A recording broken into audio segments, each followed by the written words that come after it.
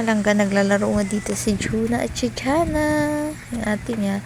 Habang binabantayan sila ng tito nila, ayan, nanonood ng Will to Win. So, yun. At medyo mag-voice over ako dito kasi merong music. Nagpapatugtog yung aming kapitbahay, mga palangga. Habang nagluluto ako dito, yan, binibidyo ko sila. Kasi gusto ko makita kung anong ginagawa nila dun sa mesa.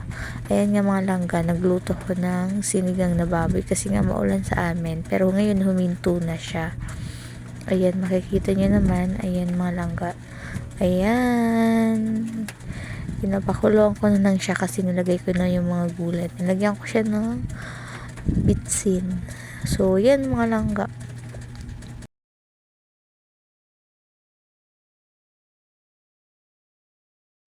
Tapos yun ang mga langga. Nag-hi sana ako dito at nag-intro na. Kaya lang naalala ko may music pala.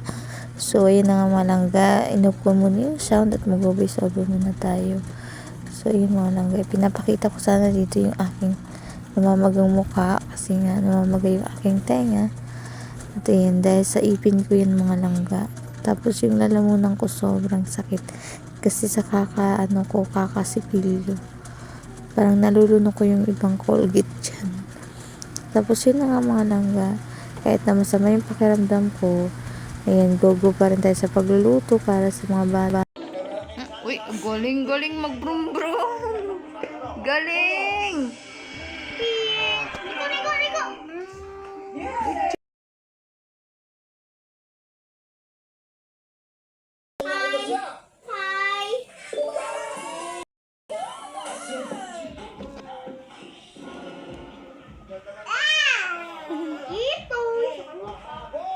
Good job. Boom, boom, boom, boom. One to go. Galingan nyo. Para hindi nila matapos ang game. Kamay sa puso. Puti, ito na yun. Napakadali nito. Alis na ako. Ayan.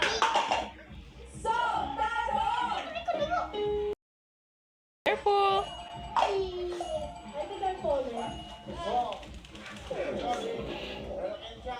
Kamay sa puso. Brum, brum na, brum, brum.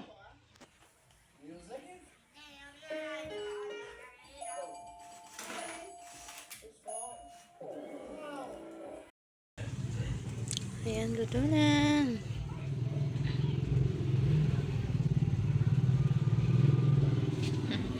Bakit?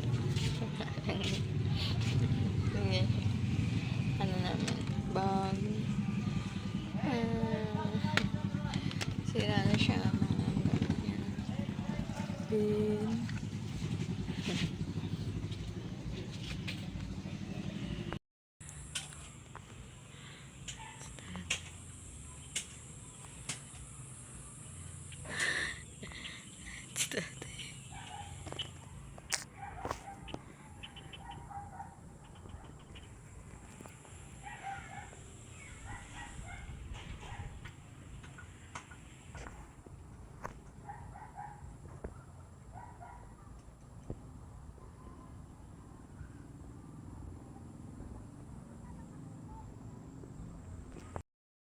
Hello mga langga, welcome back to my channel. This is your mama Jane and my daughters Jana and Juna. So yun mga langga, dito na ako nag-intro kasi dun sa malakas yung music at makaka-copyright tayo. So yun na nga, nandito ako sa likod mga langga. At ang dito mga langga, yung weather namin is not good kasi lahat ng klase dito sa lugar namin nag-suspension. So yun, walang pasok. Ano pa naman ngayon, last na exam ng mga bata, ng mga estudyante, kaya lang yun, nag-suspension, nag-declare kasi nga sa sobrang lakas dito ng ulan. At isa na rin yun sa reason kung bakit hindi ako nakakapag-vlog masyado, nakapag-update dito sa ating YouTube channel. Kasi yun nga mga langga, malakas palaging ulan, lalo na paggabi. Hindi ko alam kung patuloy ba to kasi ngayon umaambon na naman.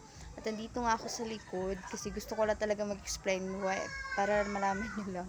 Yung dito sa amin, sa Katarman Northern Samar, ito yung update natin mga palangga. So yun na nga, kumusta kayo mga palangga? So hindi din ako nakakapag-vlog dahil nga nagkasakit po ako mga langga. So yun. Until now, meron pa rin akong wait lang.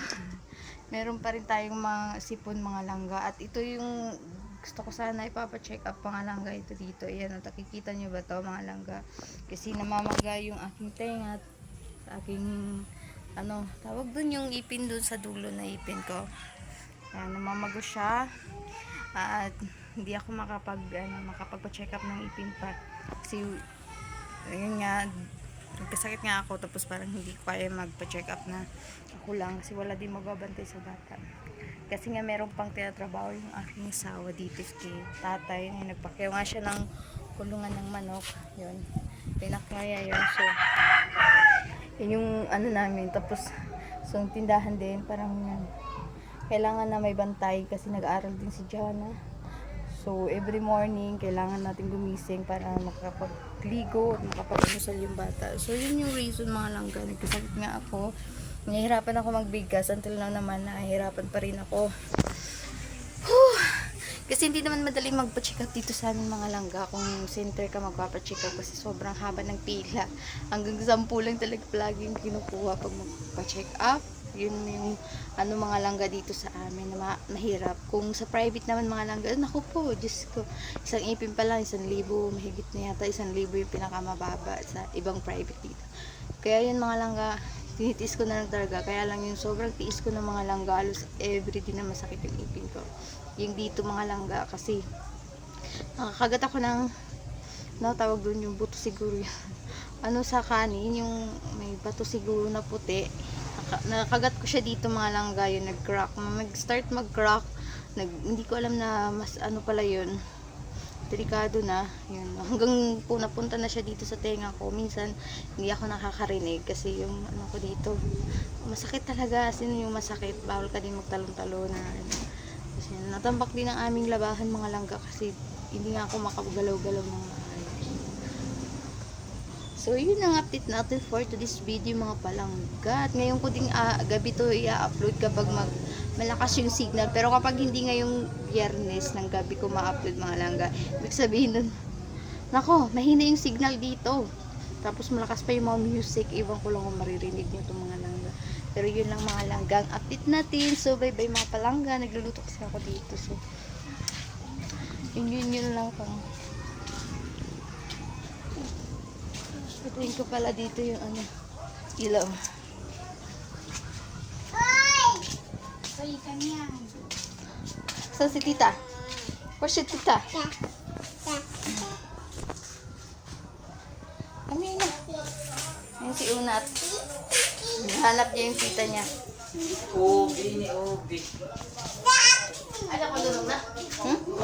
Orang ko nga. Kay, may ka pa ako? Sura kami?